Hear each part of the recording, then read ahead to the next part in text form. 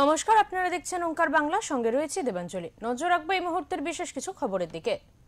মঙ্গলবার থেকেই রাজ্যে কার্যকর হয়েছে এসআইআর। সেই প্রসঙ্গে সাংবাদিক বৈঠক করেন তৃণমূলের সর্বভারতীয় সাধারণ সম্পাদক অভিষেক বন্দ্যোপাধ্যায়।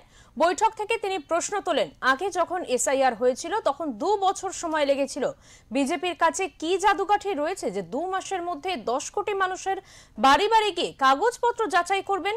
এছাড়াও এদিন তিনি বলেন, যদি কোনো বৈধ ভোটারের নাম বাদ যায় তবে 2023-এর অক্টোবর মাসে ট্রেলার দেখিয়েছি, এবার পুরো সিনেমাটা দেখাবো। আপনার কাছে কি জাদুকাঠি আছে? আপনি 2 মাসে 10 কোটি লোককে বাড়ি বাড়ি গিয়ে ভেরিফাই করে দেখবেন? বিজেপি বলছে তৃণমূল ভীত সন্ত্রস্ত, এসআইআর হলে তৃণমূলের ভোট ব্যাংক ধসে যাবে, তৃণমূল হেরে যাবে। আজকে তারিখটা লিখে রাখুন, আমি তারিখ দিয়ে আপনাদের সামনে বলে, এখানে প্রায় 50টার বেশি ক্যামেরা রয়েছে। বিজেপির ক্ষমতা থাকলে চ্যালেঞ্জ অ্যাকসেপ্ট করবে। আপনি এসআইআর কত ক্ষমতা আছে আপনি করুন, আর আমরাও আপনাকে চ্যালেঞ্জ করছি, একটা লোকের যদি নাম বৈধ ভোটারের বাদ যায়, বাংলার ক্ষমতা কি দিল্লিতে 2023 সালের অক্টোবর মাসে ট্রেলার দেখিয়েছিল?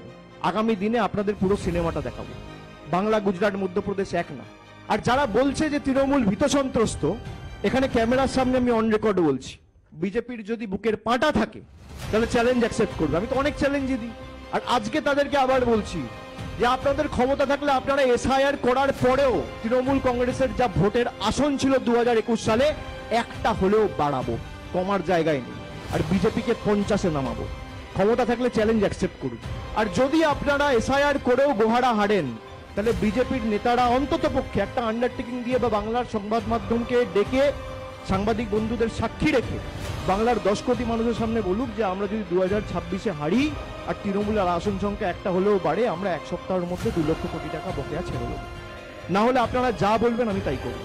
আমার ওপেন চ্যালেঞ্জ বিজেপির নেতাদের কাছে, অ্যাকসেপ্ট করুন। কোন এসআইআর হয়েছিল তখন 2 বছর সময় লেগেছে। আপনার কাছে কি জাদুকাঠি আছে?